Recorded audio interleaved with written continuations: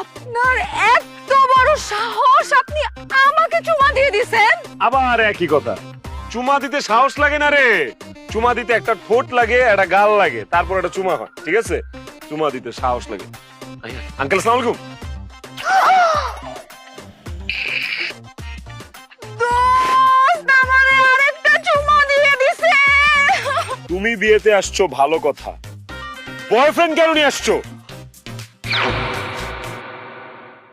করলাম বাড়াবাড়ি, এবার দেখি কি করতে পারো। হ্যাঁ, এই লাচ্ছি রে। চুমা দেওয়ার খুব শখ হয়েছে না? এবার আমি তোমাকে চুমা দিব আর হিসাবটা বরাবর করব, ওকে? আরে আসো। কি করছো, পাগল নাকি? বিয়ের সাথে মানুষ হবে। আরে কেন সমস্যা?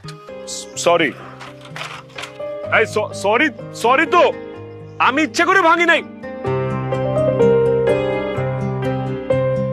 এই চুড়িগুলো তো আমারই দেয়া, তাই না? কি মানে কি?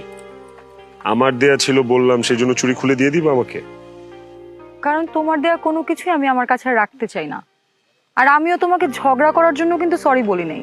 তোমার বাবাকে নিয়ে আমি যেসব কথা বলছি, আমার ওসব বলা উচিত হয় নাই, তাই সরি বলছি। তাহলে সরিটা যে বাবাকে বলো, আমাকে কেন বলবে? এনিওয়েজ, তুমি আমাকেই তোমার জীবনে ধরে রাখতে চাও নাই? এগুলো তো সামান্য চুড়ি। দেখো, আমি তোমার সাথে ঝগড়া করার মুডে একদমই নাই। আমি আমার ফ্রেন্ডের বিয়েতে আসছি, আমি একটা ভালো মুডে আছি, আমি নাচানাচি করব, গান বাজনা করব। তোমার সাথে ঝগড়া আমি এখন করতে পারবো না। সো প্লিজ তুমি এখান থেকে যাও। ঝগড়া করার মুডে না আমিও নাই, বিকজ তোমার সাথে ঝগড়া করা একটা বিপদ। কখন কে দেখবে, দেখে তারপর জোর করে তোমাকে আমারে ধরে বিয়ে দিয়ে দিবে, এই রিস্ক তো আমি নিতে পারবো না। তোমার তো আমি জীবনেও বিয়ে করব না, তাই না? সো ঝগড়া করছি না, এটা শিওর। আসছে আমার রাজকুমার। আমি তো তোমাকে বিয়ে করার জন্য এক পায়ে দাঁড়ায় আছি, তাই না? তুমি এক পায়ে দাঁড়ায় না থাকলে কি হয়েছে? তোমার মতো 100টা মেয়ে 2 পায়ে দাঁড়িয়ে আছে আমাকে বিয়ে করার জন্য। আমি জাস্ট মুখ দিয়ে বলবো যে ইয়েস আমি রাজি, ব্যাস ইনস্ট্যান্ট বিয়ে হবে। ওকে? ও বাই দ্য ওয়ে, এই চুড়িগুলা তো আমার হাতে খুব একটা মানাবে না। বেটার এই চুড়িগুলো তুমি তোমার কাছেই রাখো,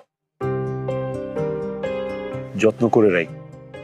আফটার অল তোমার এক্স বয়ফ্রেন্ডের দেয়া চুড়ি।